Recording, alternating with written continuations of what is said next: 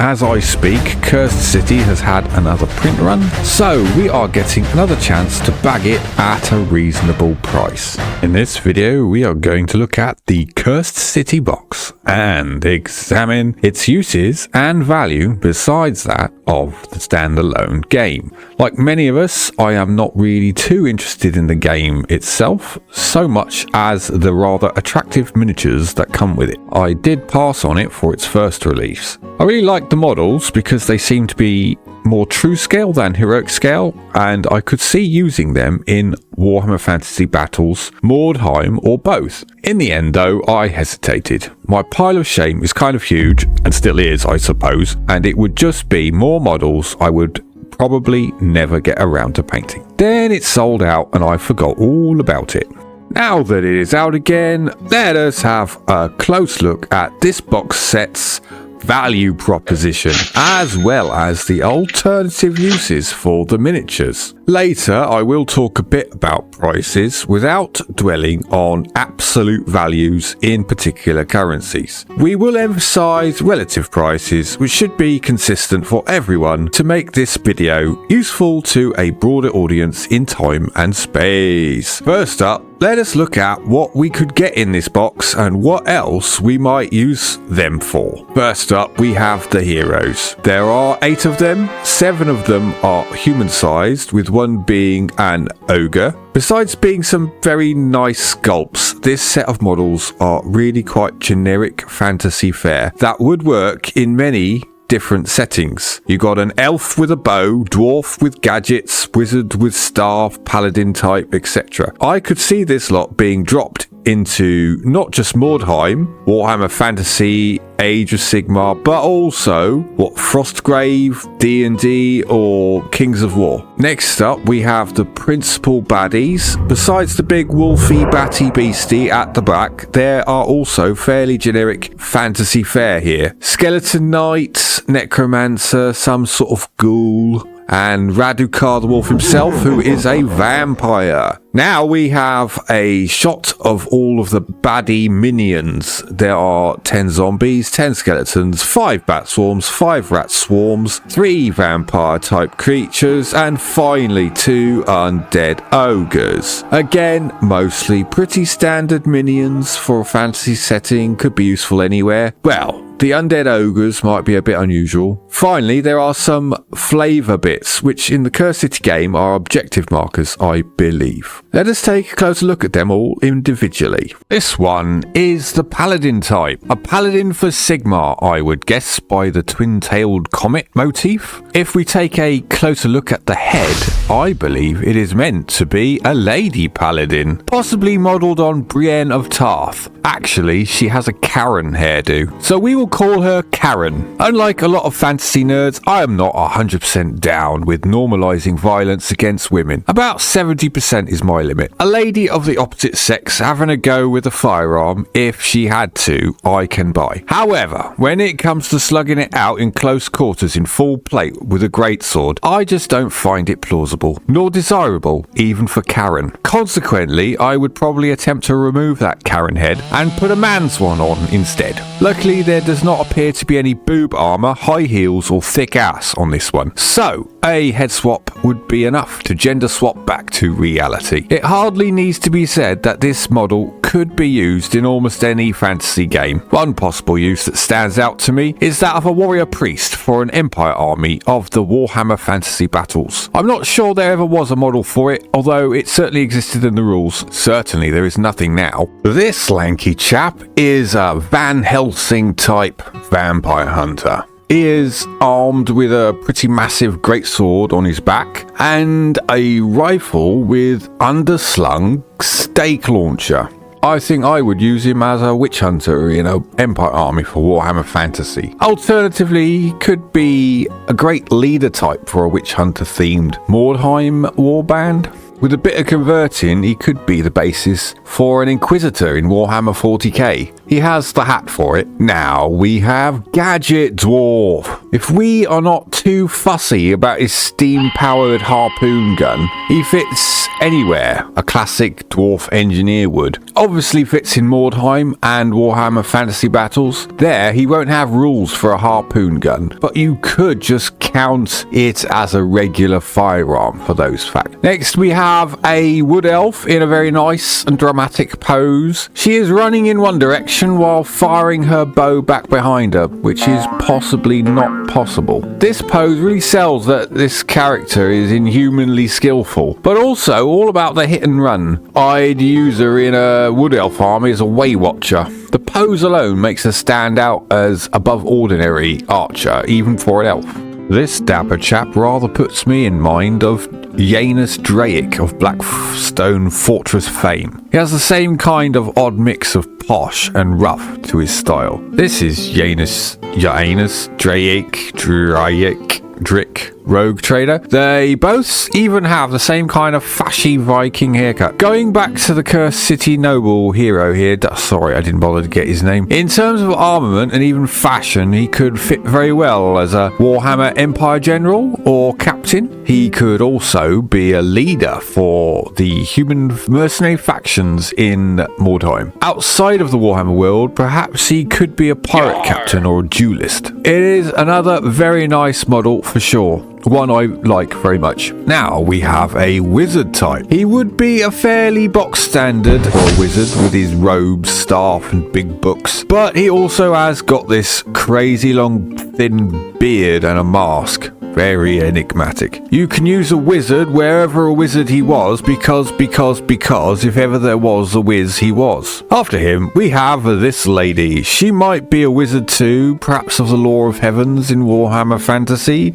Alternatively, perhaps a priestess. I could see her in a Sisters of Sigmar warband for Mordheim. The covered eyes is suggestive of an ogre. Last but not least, for the heroes we have the ogre. If you have seen Games Workshop's main ogre lines, you will notice this chap is a lot less chonky than them. He looks leaner and meaner. Also very well armoured. I like this look for an ogre better than GW's fatties. On his own, he has no home in Warhammer Fantasy. If you could find him some mates, he could be in Ghoul Fag's Mercenary Ogres. Alternatively, you could stick him in a Mordheim warband, though, using the expanded lists. Well, that's it for the heroes. Time for the baddies. This is the chief baddie, Raduka the Wolf. He is a vampire and quite a characterful one at that. He has a Cossack look about him with his furry hat and sabre. In Warhammer terms, that would presumably make him from Kislev. I suppose the obvious use for him would be as a vampire lord in Warhammer Fantasy. Generally, you would want to stick some armour on a vampire lord and stick him on a mount though. Poor old Raduka is bare-chested and on foot. In some other game, perhaps he could be a bandit chief. The next baddie here is what I presume is a Necromancer. You certainly use him as that in a vampire count's army in Warhammer Fantasy. However, he is also covered with animals and not too covered in skulls. So perhaps you could also use him as a Law of Beasts battle wizard in Warhammer Fantasy. Following him up is this creature. This one does have a ghoulish look about him, and I mean literally like the ghouls of Warhammer Fantasy. See here. Except note, our cursed ghoul has much nicer, more natural proportions than that old ghoul kit. He really wants to be a ghoul, but back in the days of the vampire counts, ghouls did not get heroes. You could make him a unit champion for the ghouls, previously shown, but the mix of his true scale with their comic or heroic scale would be rather jarring. This one may end up on the shelf, poor chap. Now we have the big, batty, wolfy beastie. It most closely resembles a Vargeist from the old Warhammer Fantasy. See here. It has less bat and more wolf about it though. Definitely don't think it can fly. Also leaner with more natural proportions, if there is such a thing as natural for Batwolf beasties. The last baddie hero is a skeleton commander type. Once again, a very nice sculpt. In a vampire count's army, he could be a White King. That halberd he is holding up could easily be converted into an army battle standard too. Otherwise, he could be a unit champion for Graveguard, with the caveat that the old Graveguard kit has horrible proportions and would look weird next to this model. Same issue as with the ghouls before. That's it for the baddie heroes. On to the baddie minions. The first of the minions are the two Undead Ogres. Rather like the Ogre of the heroes, these boys are much leaner than GW's regular fatty ogres. I guess being undead spoils an ogre's appetite. I did think with a little bit of modelling putty in their gaping wounds, they could be presented and painted as living ogres. They are dressed up in Raduka's own Cossack fashion though, which to me suggests they should be fielded with him if possible. There are no rules for undead ogres in the Vampire Counts books though. Indeed, any kind of rules for undead ogres are hardly a thing anywhere. It occurs to me that these two together with Raduka could have some custom rules, either for the Vampire Counts or as a standalone regiment of renown. Perhaps I will craft some custom rules and stick them on my blog for you. All in all, they are nice models though. The next group of minions are 3 near naked vampire-like creatures.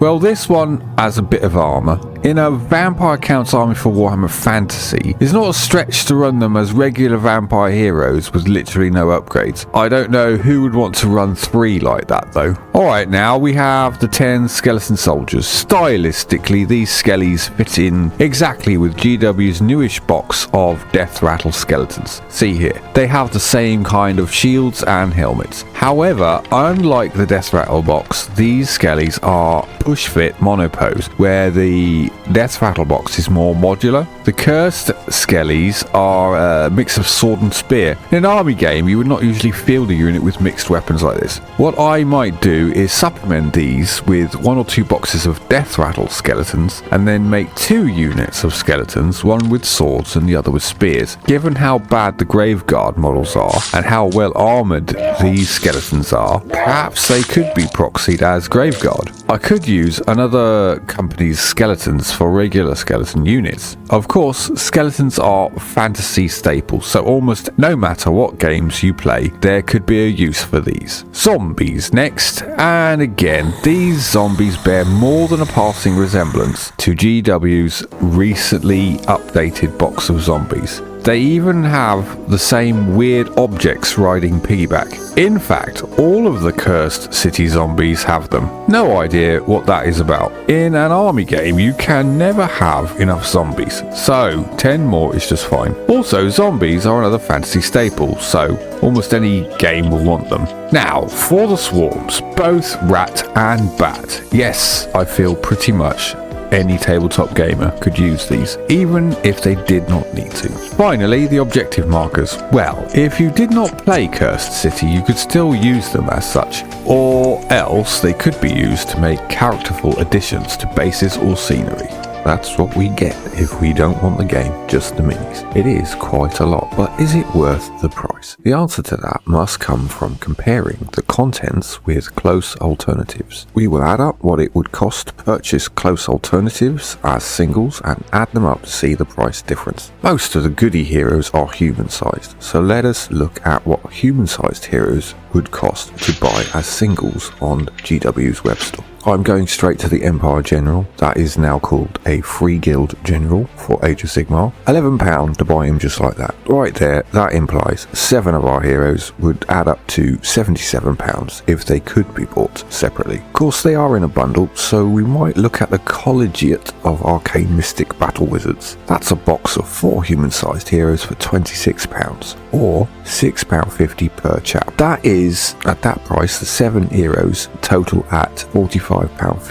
Is that representative of a single human hero? Let's do a broad search and filter for heroes. Many of these that come up will be big and sitting on big monsters, so let's just scan for the human sized. This page is more like it. Sorceress, £11, next to her the general we saw earlier. Old Blood, Skink Priest, Rune Lord, £16, that's just a dwarf mind. Gladrix, £21. Okay, I'm going to just use £11 as an average for a human-sized hero, because while we could get a bunch of wizards for half that per dude, it's seems you can easily pay up to 21. To finish off the heroes, we have to price up the Ogre. So we could consider him to be equivalent to the Tyrant mod, priced here at £21, or alternatively as just a regular Ogre. You can also buy Ogres here in boxes of 4 for £26. That's the same cost per model as the College Wizards. Based on that, I'm going to average price the Ogre as the same as a human hero because the range is the same, £6.50 to 21. The Ogre might be bigger, but of course the quantity of plastic is not really what we are paying for after all. So that's our 8 heroes, estimated value at 8 times 11, £88. On to the baddie heroes. Let's start with Raduka, who specifically wants a Vampire Lord on foot. Then you have 2 other choices from GW right now, a generic Armored Lord and this character dude. £19 for the generic. All the rest of the human-sized baddies, Necromancer, Ghoul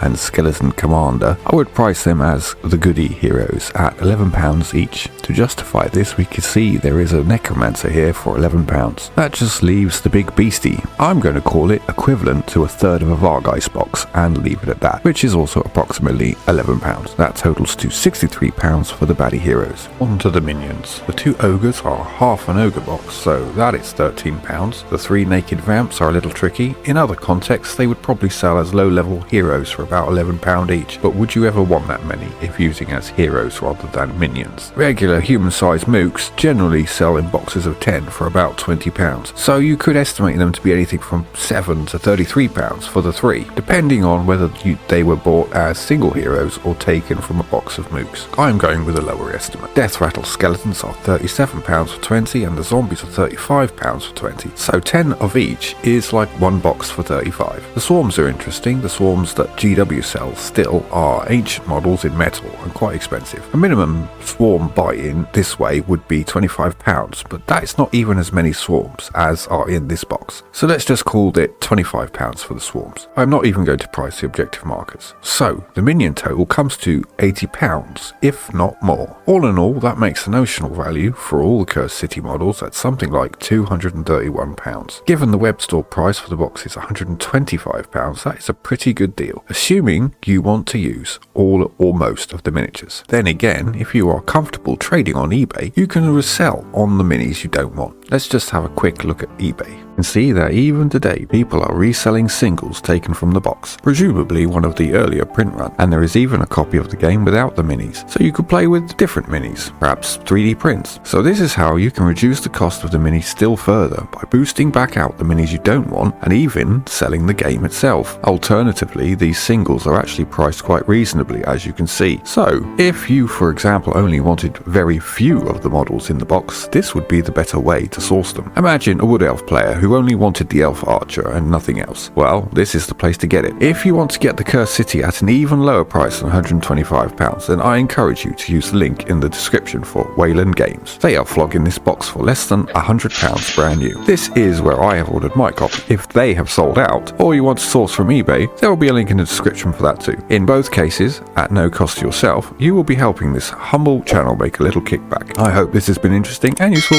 See you anon.